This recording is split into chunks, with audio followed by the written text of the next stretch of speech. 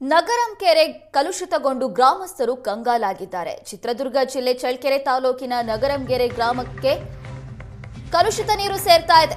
ಕಳೆದ 50 ವರ್ಷಗಳಿಂದಲೂ ಕೂಡ ಗ್ರಾಮದ ಜನರಿಗೆ ಸಂಕಷ್ಟ ಎದುರಾಗ್ತಾ ಇದೆ. ನಗರಸಭೆ ಅಧಿಕಾರಿಗಳ ಗಮನಕ್ಕೆ ತಂದರೂ ಯಾವುದೇ ಪ್ರಯೋಜನವಾಗಿಲ್ಲ. ನೀರಾವರಿ ಅಧಿಕಾರಿಗಳ ವಿರುದ್ಧ ನಗರಂಗೆರೆ ಗ್ರಾಮಸ್ಥರು ಆಕ್ರೋಶ ವ್ಯಕ್ತಪಡಿಸಿದ್ದಾರೆ. ನಗರಂಗೆರೆ ಕಲುಷಿತ ನೀರಿನಿಂದ ಜನರಿಗೆ ಅನಾರೋಗ್ಯ ಭೀತಿ ಎದುರಾಗಿದೆ. ನಿತ್ಯ ಸಂಜೆಯಾದ್ರೆ ಸಾಕು ಸಾಂಕ್ರಾಮಿಕ ಕ್ರಿಮಿಕೀಟಗಳ ಹಾವಳಿ ಉಂಟಾಗ್ತಾ ಇದೆ. ಕೆರೆ ಶುದ್ಧೀಕರಣ ಮಾಡುವಂತೆ ಗ್ರಾಮಸ್ಥರು ಈಗ ಆಗ್ರಹಿಸ್ತಾ ಇದ್ದಾರೆ. ಚಳ್ಳಕೆರೆಯಲ್ಲಿರುವಂತಹ ನಗರಂಗೆರೆ ಕಲುಷಿತಗೊಂಡು ಸುತ್ತಮುತ್ತ ಇರುವಂತಹ ನಿವಾಸಿಗಳು ಪರದಾಡ್ತಿದ್ದಾರೆ. ಸಂಜೆಯಾದ್ರೆ ಸಾಕು ಸಾಂಕ್ರಾಮಿಕ ಕ್ರಿಮಿಕೀಟಗಳು ಅಲ್ಲಿರುವಂತಹ ನಿವಾಸಿಗಳನ್ನ ಬಾಧಿಸ್ತಾ ಇದೆ. ಇದರಿಂದ ರೋಗ ಭೀತಿ ಉಂಟಾಗ್ತಾ ಇದೆ. ಹಾಗಾಗಿ ಆದಷ್ಟು ಶೀಘ್ರವಾಗಿ ಇದನ್ನ ಸ್ವಚ್ಛ ಮಾಡಬೇಕು, ಕೆರೆಯನ್ನ ಶುದ್ಧೀಕರಣ ಮಾಡಬೇಕು ಅಂತ ಗ್ರಾಮಸ್ಥರು ಆಗ್ರಹಿಸುತ್ತಿದ್ದಾರೆ. ಇದು ಕೆರೆ ಬಂದು ಸುಮಾರು ಒಂದು 50 ವರ್ಷ ತುಂಬಿರಲಿಲ್ಲ. ಈಗ 4 ವರ್ಷದಿಂದ ತುಂಬ್ತಾ ಇದೆ. ಇಲ್ಲಿ ಟೌನಿಂದು ಏನಾಗಿದೆ ಅಂದರೆ ಟೌನಿಂದು ವೇಸ್ಟೇಜ್ ಎಲ್ಲ ಇಲ್ಲೇ ಕೆರೆಗೆ ಬರ್ತಿರೋದ್ರಿಂದ ನಾವು ಮುನ್ಸಿಪಾಲ್ಟಿಗೆ ಸುಮಾರು ಸರಿ ಅರ್ಜಿ ಕೊಟ್ಟಿದ್ದೀವಿ, ಮಾತಾಡಿದ್ದೀವಿ.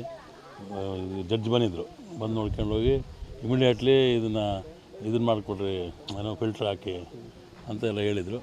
ಇನ್ನೂ ಏನು ಗಮನ ಹರಿಸಿಲ್ಲ. ಅದು ನಗರಸಭೆ ಸಂಬಂಧಪಟ್ಟಿದ್ದು, ಅವರೇ ಮಾಡಬೇಕು. ಅಮೌಂಟ್ ಬಂದಿದೆ ಮಾಡ್ತೀವಿ ಅಂತ ಹೇಳ್ತಿದ್ದಾರೆ, ಮಾಡಿಲ್ಲ, ಇದುವರೆಗೂ ಮಾಡಿಲ್ಲ. ಯಾವ ಮಾಡ್ತಾರೋ ಗೊತ್ತಿಲ್ಲ. ಭಾಳ ಇಲ್ಲಿ ಸಮಸ್ಯೆ ಅಂದರೆ ಸುಮಾರು ಒಂದು 200 ಎಕರೆ ಜಮೀನಲ್ಲಿ ಏನು ಬೆಳೆಯೋಕ್ಕಾಗ್ತಿಲ್ಲ. ಜೋಪ್ ಹತ್ಬಿಟ್ಟು ಎಲ್ಲ ಆಫ್ ಬೆಳೆದ್ಬಿಟ್ಟಿದೆ, ಜಮೀನುಗಳು ಎಲ್ಲ ಆಫ್ ಬೆಳೆದ್ಬಿಟ್ಟಿದೆ. ಜಿಮೆಜಾಲಿ ಬೆಳೆದು ಆಫ್ ಬೆಳೆದು ಈ ನೀರಿನೂ ಯಾವುದಕ್ಕೂ ಬಳಸೋಕ್ಕೆ ಬರ್ತಾಯಿಲ್ಲ. ಎಲ್ಲದಕ್ಕೂ ಪ್ರಾಬ್ಲಮ್ ಯೋಗ್ಯವಾಗಿಲ್ಲ. ಇದನ್ನು ಮಾಡಿಕೊಡ್ರಿ ಅಂತ ಹೇಳಿದ್ದೀವಿ, ಮಾಡ್ತೀವಿ. ಕಾಮನಾಗಿ ಇದ್ದೇ ಬೀಳುತ್ತೆ. ಅದು ಸೊಳ್ಳೆ ಕಾಟನ ಇರುತ್ತೆ.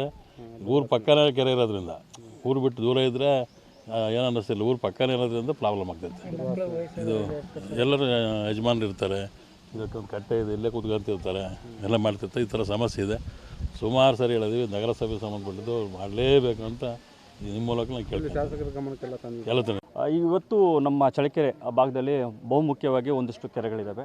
ಆ ಕೆರೆಯಲ್ಲಿ ನಿಮಗೆ ನಮ್ಮ ಕಾಸಬಾ ಹೋಬಳಿನಲ್ಲಿ ಇರ್ತಕ್ಕಂಥ ಒಂದು ಕೆರೆ, ನಗರಂಗೆರೆ ಕೆರೆ, ಪ್ರತಿ ವರ್ಷ ಕೋಡಿ ಬೀಳೋದ್ರಲ್ಲಿ ಪ್ರತಿ ಚಿಕ್ಕ ಮಳೆಗೂ ಕೋಡಿ ಬೀಳುತ್ತೆ.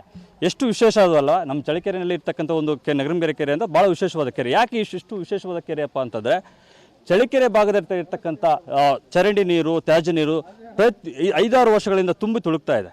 ಈ ಭಾಗಕ್ಕೆ ಈ ವಿಚಾರವಾಗಿ ನಾವು ಕರ್ನಾಟಕ ರಾಷ್ಟ್ರ ಸಮಿತಿ ಪಕ್ಷ ವತಿಯಿಂದ ನಾನು ಸ್ಥಳೀಯವಾಗಿ ಗ್ರಾಮಸ್ಥನಾಗಿರೋದ್ರಿಂದ ಈ ಬಗ್ಗೆ ನಾನು 3.5 ವರ್ಷಗಳಿಂದ ಸತತವಾಗಿ ನಾನು ಜಿಲ್ಲಾಧಿಕಾರಿಗಳ ಗಮನಕ್ಕೆ ತಂದಿದ್ದೇನೆ.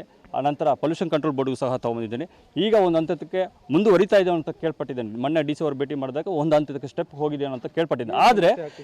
ಆದರೆ ಈಗ ನಾವು ಸಮಸ್ಯೆಗಳು ಹೇಳುವಂಥದ್ದಾದರೆ, ಈಗ ಈ ನಗರಂಗೆರೆಯಲ್ಲಿ ಇರ್ತಕ್ಕಂಥ ಕಲುಷಿತವಾದ ನೀರು ತುಂಬ ಕಲುಷಿತವಾಗಿದೆ. ಗ್ರೀನಿಶ್ ಆಗಿದೆ ನೀರು, ಅದೇ ಬೂದು ಬಣ್ಣ ತಿರುಗುವಂತಿದೆ, ಗ್ರೀನಿಶ್ ಆಗಿದೆ.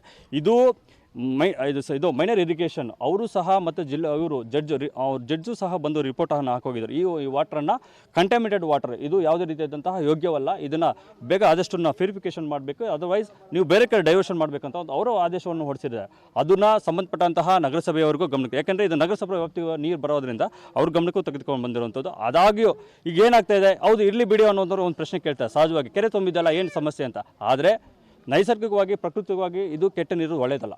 ಪ್ರಕೃತಿಯಲ್ಲಿ ಒಳ್ಳೆ ವಾತಾವರಣ ಇರಬೇಕಂದ್ರೆ ಒಳ್ಳೆ ನೀರು ಇರಬೇಕು. ಆದರೆ ಇವಾಗ ಸಪೋಸ್ ಈಗ ಇರ್ತಕ್ಕಂಥ ಈ ಕೆರೆ ನೀರಿನಲ್ಲಿ ಸಾಕಷ್ಟು ಮೀನುಗಳು ಇದೆ. ಈ ಮೀನುಗಳು ಏನಾಗುತ್ತೆ, ಈ ಮೀನುಗಳು ತಿಂದಂಥ ನಮಗೆ ಜನರಿಗೆ ಏನಾಗ್ಬೋದು, ಆರೋಗ್ಯ ಮೇಲೆ ಸಮಸ್ಯೆಗಳು ಬಿಟ್ಟಿದೆ.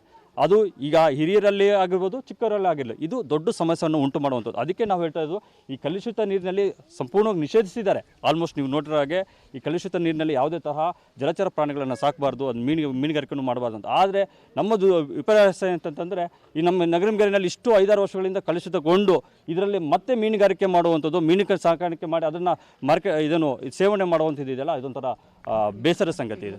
ಇವತ್ತು